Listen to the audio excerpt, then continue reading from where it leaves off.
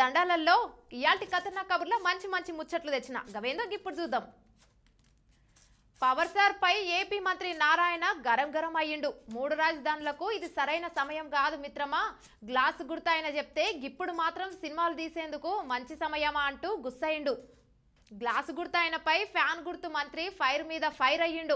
ఏపీలో 3 రాజధానుల ప్రభుత్వం సిద్ధమైతే పవన్ అన్నకి ఈ కరోనా టైంలో మంచిది కాదు, జర ఆగుర్రి, ఓపిక పడే, కరోనా తగ్గినాక చేద్దామని అన్నాడు. దీంతో మంత్రి శంకర్ నారాయణకు కోపం వచ్చినట్టుంది. ఏందయ్యా 3 రాజధానులకు ఇది సమయం కాదంటున్నారు, సరే మరి ఇది షూటింగ్లకు సరైన సమయమా అని ఓ మారు అడిగిండు. ఎందుకే శంకర్ అన్న రాజకీయంను సినిమాతోనే ముడిపెడుతున్నావు, సినిమా సినిమానే, రాజకీయం రాజకీయమే, జర నిమ్మలవాడు. అరే గిదేంద్ర అబ్బాయి, వాన గిట్లొస్తుంది గట్లా పోతుంది, ఆకిలి మీద సాంపి జల్లినట్లుగా పడి పరేషాన్ చేస్తుందిగా వాన. దేవుడని పల్లెవాసులు పరేషాన్ అవుతుండ్రు. ఇప్పటికే వానకాలం మొదలైంది కానీ చెప్పుకోదగ్గ వానలు పడతలేవని రైతులు అంటున్నారు. అయితే సెప్టెంబర్లో మాత్రం వానలే వానలని వాతావరణ శాఖలు చెప్పిండ్రు. చూడాలి మరి ఈ సెప్టెంబర్లో అయినా పడతాయో లేదో. వానకాలం వస్తే పల్లెటూరులో చూద్దామన్నా ఒక్కరు కూడా ఇంటి పట్టున ఉండరల్లా. పొద్దున లేవగానే కల్లో గంజో దాగి చక్కగా బాయి కడబడేదాకా ఉరుకుతారు. ఇక పని మొదలు పెడితే రాత్రి సుక్కలు పొడిచేదాకా పని చేస్తూనే ఉంటారు. అయితే వానకాలం వచ్చింది కానీ ఒక్కసారి కూడా చెరువులు కుండలు నిండేలా వానలు పడతలేవు. అయితే అన్నదాతలు అంటారు ఈసారైనా వానలు పడతాయో పడవో. దీనిపైన మరి వాతావరణ శాఖలు ఏమంటారు అంటే జూలైలో అనుకున్నట్లుగా వానలు పడకపోయినా రానున్న సెప్టెంబర్లో ఋతుపవనాల వల్ల మస్తుగా వానలు కురిసే అవకాశం ఉందని చెప్పిరు. ఏం చెప్పిరో ఏమో చూడాలి, ఈసారైనా పడతాయో లేవో. మనం అమెరికాలో ఎక్కువగా టోర్నడోలు చూస్తుంటాం. టోర్నడోలు అంటే ఏందబ్బా అని అనుకుంటురా, గదేనల్లా సుడిగాలిలాగా ఇట్లా వచ్చి తిరుగుతుంది కదా, గదే దుమ్ము ధూళి. అప్పుడు ఒకసారి నీళ్ళు కూడా పైకి పోయినా నిన్నాం కదా, గదే ఇప్పుడు అవి దక్షిణ భారతదేశంలోనూ కనిపిస్తున్నాయంట. ఇటీవలే యానంలో రొయ్యల చెరువులపై ఏర్పడిన టోర్నడోలు బీభత్సవం సృష్టించింది. అయితే తాజాగా యాదాద్రి జిల్లాలో మరోపారి టోర్నడోలు ప్రత్యక్షమైందల్లా. అమెరికాలో టోర్నడోలు వస్తున్నాయంటే ప్రజలు బిక్కు బిక్కుమంటూ గడపాల్సిన పరిస్థితి. అయితే అమెరికాలో ఎక్కువగా ఉండే సుడిగుండాలు తిరుగుతూ వచ్చే గాలులు మన భారతదేశంలో కూడా అప్పుడప్పుడు వస్తుంటాయి. కొన్ని రోజుల కింద యానంలో రొయ్యల చెరువులపై ఏర్పడిన టోర్నడోలు బీభత్సవం సృష్టించింది. ఇంకా యాదాద్రి జిల్లా ఒలిగొండలోని గోకారం సమీపంలో మూసీ నది వద్ద ఈ టోర్నడో ఏర్పడిందంట. భూమి మీద నుంచి ఆకాశంలో మేఘాల వరకు సుడులు తిరుగుతూ నీళ్లు పైకే రయ్యమంటూ పోయినాయి. భారీ స్థాయిలో ఏర్పడిన ఈ టోర్నడోను చూసి చుట్టుపక్కల గ్రామాల ప్రజలు బిక్కు బిక్కుమంటూ గడుపుతారంట. అది ఎట్లనేనా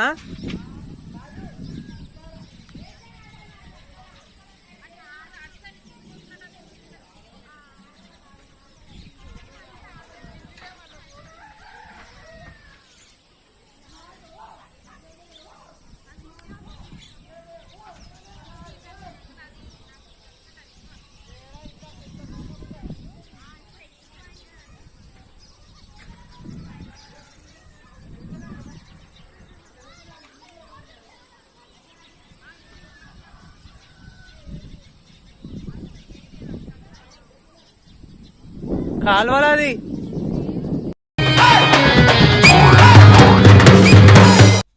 కరోనాను ఖతం చేసేందుకు అందరూ ఎంత కష్టపడుతుర్రల్లా. ఇప్పటికే హైదరాబాద్ నిమ్స్లా తొలి దశ క్లినికల్ ట్రయల్స్ విజయవంతమైందని డాక్టర్లు చెప్పిండ్రు. దీంతో కరోనా రోగుల్లో మరింత ధైర్యం వస్తుంది. కరోనా అంతం మానవజాతి పంతం అన్నట్లుగా ప్రపంచ దేశాలన్నీ మందు కనిపెట్టేందుకు పరీక్షలు జరుపుతూనే ఉండ్రు. అయితే హైదరాబాద్లోని నిమ్స్లో జరుగుతున్న మొదటి దశ క్లినికల్ ట్రయల్స్ విజయవంతమైందని NIMS clinical trials member doctor Srinivas sir చెప్పిండ్రు.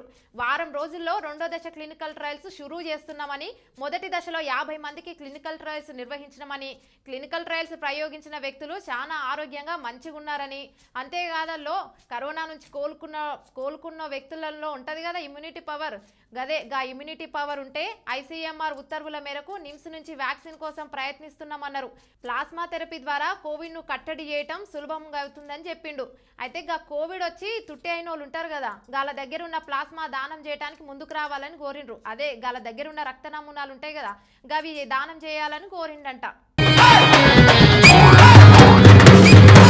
కరోనాతో వచ్చిన బాధలు అన్ని ఇన్ని కావల్లా తిండి లేక ఎంతో మంది మలమల మాడిపోయినరు, మరికొందరైతే ప్రాణాలు ఇచ్చిండ్రు. ఇక పొల్లగాలు బడులు బంద్ పెట్టిండ్రు. కానీ ఆన్లైన్ పేరుతో చదువులు చెప్పేందుకు సిద్ధమైన సర్కార్లు పిల్లల ఆర్థిక పరిస్థితులు మాత్రం తెలుసుకోలేకపోయినారు. అయితే కర్ణాటకలో ఓ తల్లి తన పిల్లల కోసం ఏం చేసిందో తెలుసా? ఏకంగా తాలిబొట్టునే తాకట్టు పెట్టిందల్లా. అయితే ఈ మధ్యన టీవీలలో ఆన్లైన్ క్లాసులు చెప్తారు కదా, ఓ ఇంట్లో టీవీ లేదంట. అప్పుడు ఏం చేసిందంటే అమ్మ ఓ ఇల్లాలు తన తాళిని అమ్మి మరీ టీవీని కొన్నదంట. మంచి పని చేసింది కదా. చెప్పేందుకు బాధగా ఉన్న ఈ ముచ్చట కర్ణాటకలోని గదగ జిల్లా రెడ్డేర్ నాగూరులో జరిగింది. కర్ణాటక సర్కార్ ఇప్పటికే ఆన్లైన్ పాఠాలు మొదలుపెట్టింది. అయితే వాటిని వినేందుకు ఇంట్లో టీవీ లేదు. అయితే గా కస్తూరి అనే మహిళ ఏం చేసింది, తన ఇద్దరు పిల్లల కోసం ఆమె భవిష్యత్తు మీద బెంగ పెట్టుకుంది. భర్త సంపాదనేమో అంతంత మాత్రమే, పైసలు లేవు. ఇప్పటికిప్పుడు టీవీ కొనేంత స్తోమత కూడా లేదు. ఏం చేద్దాం అనుకుందో ఏమో గానీ భారతీయ మహిళ ఎంత పవిత్రంగా భావించే గా తాలిబొట్టును తాకట్టు పెట్టేందుకు నిర్ణయించుకుంది. తడవుగా తాలిని 20,000కు తాకట్టు పెట్టి టీవీ కొంది. దీంతో గా పిల్లలు ఆన్లైన్ పాఠాలు వినేందుకు ఇంకా షురు అయ్యారన్నమాట. పిల్లల భవిష్యత్తు కోసం తాలిని త్యాగం చేసిన కస్తూరి గురించి తెలిసిన మంత్రి సిసి పాటిల్ స్పందించి ఆమె గురించి పూర్తి వివరాలు తెలుసుకోవాలంటూ అధికారులను ఆదేశించిండు. ఏమైతే ఏమో గానీ మంచి పని చేసింది.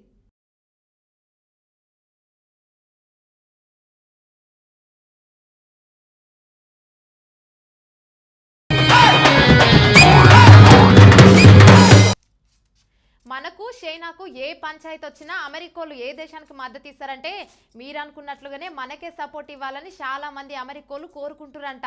ఇదంతా నాకిట్లా తెలుసు అనుకుంటారు కదా. ఇది ఓ సర్వేలో బయటపడింది. భారత్కు చైనాకు కొట్లాట వస్తే అమెరికా వాళ్ళు ఎవరి వైపు వస్తారని ఆస్ట్రేలియాకు చెందిన మేధో సంస్థలు ఇన్స్టిట్యూట్ సర్వేలో చేసింది. ఈ సర్వేలో ఎక్కువ మంది అమెరికన్లు భారత్కే అమెరికా మద్దతు ఇస్తుందని చెప్పిండ్రంట. భారత్ చైనా మధ్య జవాన్ల కొట్లాట తలెత్తితే భారత్కే అమెరికా అండగా నిలవాలని 32.6% మంది ఓటేసిరంట. మన పక్కనున్న డ్రాగన్ కు మాత్రం 3.8% మంది మాత్రమే మద్దతుగా నిలిచిరంట. ఆర్థికపరమైన వివాదంలో 36.3% మంది భారత్కు, 3.1% మంది చైనాకు అగ్రరాజ్య మద్దతు ఇవ్వాలని ఓటేసిరంట అని గా సర్వే వెల్లడించింది. మరో వైపులనేమో సైనిక వివాదం తలెత్తితే ఇరు దేశాలకు అమెరికా మద్దతు ప్రకటించొద్దని 63.6% మంది కోరుకున్నారు. ఆర్థిక వివాదం విషయంలో 60.6% మంది ఎవరికి అమెరికా మద్దతును ఇవ్వకూడదని చెప్పిరంట. ఈ సర్వే పేర్కొంది. దీంతో మరో పారి మన పెద్దన్న ట్రంప్ మన సైడే ఉన్నాడని నిరూపితమైంది. వ్యాక్సిన్ వచ్చినా కరోనా కథం అవుతుందంటే కానే కాదంటారు ప్రపంచ ఆరోగ్య సంస్థలు. కొన్ని వందలేళ్ల పాటు కరోనా రోగం ఉంటుందని WHO director general Tedros Adhanom అంటుండ్రు. కరోనా ఇప్పట్లో కథం కాదని ప్రపంచ ఆరోగ్య సంస్థ పెద్దలు చెప్పిండ్రు.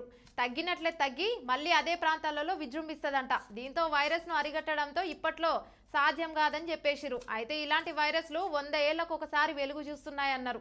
వాటి ప్రభావం దశాబ్దాల పాటు కొనసాగుతుందని వివరించిరు. వైరస్ తగ్గుముఖం పట్టిందని భావిస్తున్న దేశాలు మళ్ళో పారి విజృంభిస్తుందని, మొదట కరోనా పెద్దగా ప్రభావానికి గురిగాని దేశాలు కూడా ఇప్పుడు ఆ సంక్షోభంలో చిక్కుకుపోయినాయని చెప్పిండ్రు. క్రికెట్ అంటే మన దేశపోలకు ఎంత పిచ్చో సపరేట్గా చెప్పనవసరం లేదు. మ్యాచ్ వస్తుందంటే చాలు టీవీలో వచ్చే సీరియళ్ళు, సినిమాలు అన్ని బంద్ పెట్టి ఒక్కచోట కూర్చొని క్రికెట్ మ్యాచ్ చూస్తుంటారు. అభిమాన క్రికెటర్ 4, 6 కొడితే చాలు విజిల్స్, డ్రమ్స్ మోగిస్తారు. అదే కుక్క క్రికెట్ చూస్తే ఎట్లుంటుంది? క్రికెట్ అంటే ఈ రోజుల్లో ఇష్టపడిన వారు లేరు. గ్రౌండ్లో ప్లేయర్ దిగితే వాళ్ళు కొట్టే 6లు, 4లకు స్టేడియం లోపల కాదు బయట 4-5 కిలోమీటర్ల వరకు పోతుంది ప్రేక్షకుల లొల్లి. అంత పిచ్చి మనోళ్ళ క్రికెట్ అంటే. మ్యాచ్ వస్తుందంటే అన్ని పనులు వదిలేసి మరీ మ్యాచ్ చూస్తారు. కానీ ఈ పిచ్చి ఒక మనుషులకే కాదల్లో జంతువులకు కూడా ఉంటుందంటే మీరు నమ్ముతారా? నమ్మాల్సిందే. ఎందుకంటే ఈ వీడియో చూస్తే ఎవరైనా నమ్ముతారు, నమ్మక తప్పదు. అయితే ఇక్కడ సోఫాలో కూర్చున్న కుక్క యాజమాని కన్నా దానికే క్రికెట్ అంటే ఇష్టం లాగుంది. అసలు అటు ఇటు కూడా చూడకుండా టీవీ వైపే చూస్తుంది. 4, 6 కొట్టినప్పుడు కుక్క క్లాప్స్ కొడుతూ సంబరపడిపోతుంది. ఈ ఆనందంతో సోఫా మీద నుంచి కింద కూడా పడిపోయింది. దీనికి సంబంధించిన వీడియోను అమెరికన్ మాజీ ఫుట్బాల్ క్రీడాకారుడు రెక్స్ చాప్మన్ ట్విట్టర్లో షేర్ చేసిండు. ఈ వీడియో క్రికెట్ ప్రియులందరికీ తెగ నచ్చేసింది పో.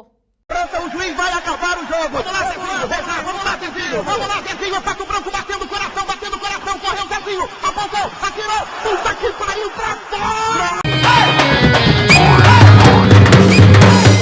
ఇవేనల్లా ఇయాల్టి ముచ్చట్లు. మంచిగున్నాయి కదా. మళ్ళీ రేపు కూడా మంచి మంచి ముచ్చట్లతోటి మళ్ళీ వస్తా. ఉంటాయిగా. दोस्तों, अगर आपको हमारी न्यूज़ और एंटरटेनमेंट तमाम प्रोग्राम पसंद आते हैं तो फिर लाइक करें, शेयर करें और सब्सक्राइब करें और हाँ, बेल आइकॉन दबाना ना भूलें ताकि आप हमारी हर न्यूज़ और हर इंटरटेनमेंट प्रोग्राम से अपडेट रहें। देखते रहिए सिटी इंडिया न्यूज़, हक की आवाज़।